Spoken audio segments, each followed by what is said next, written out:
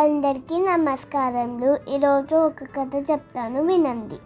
ఒక అడవిలో ఒక నది ఉంది. ఆ నది నిండా చాలా ముసళ్ళు ఉన్నాయి. ఆ అడవిలోని జంతువులకు ఆ నదిలో నీళ్ళు తాగాలంటే చాలా భయం. ఆ అడవిలో ఒక జింక పిల్ల ఉంది. అది చాలా తెలివైంది.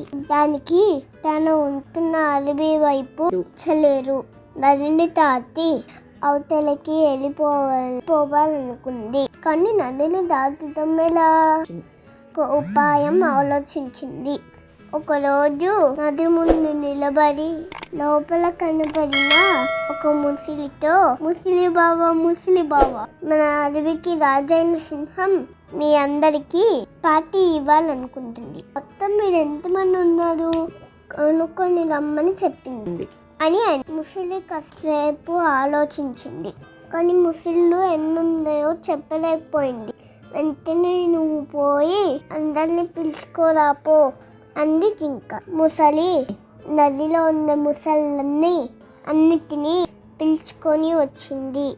జింక ముసళ్ళన్నిటినీ చూసి, ఇలా గుంపుగా ఉంటే ఎలా లెక్క పెట్టడం? ఒకరు వెనుక ఒకరు వరుసగా నిలబడండి, లెక్క పెడతా అంది జింక. ముసళ్ళన్నీ సంతోషంగా అలాగే అంటూ వరుసగా నిలబడ్డాయి.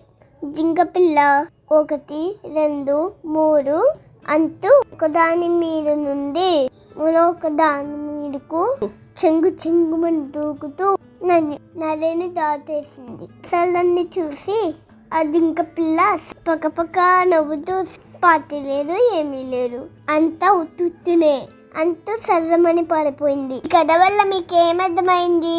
కందబలం కన్నా బుద్ధి బలం గొప్పది. అది మీకు నచ్చినట్టయితే లైక్ చేయండి, షేర్ చేయండి, సబ్స్క్రైబ్ చేసుకోండి. ధన్యవాదాలు.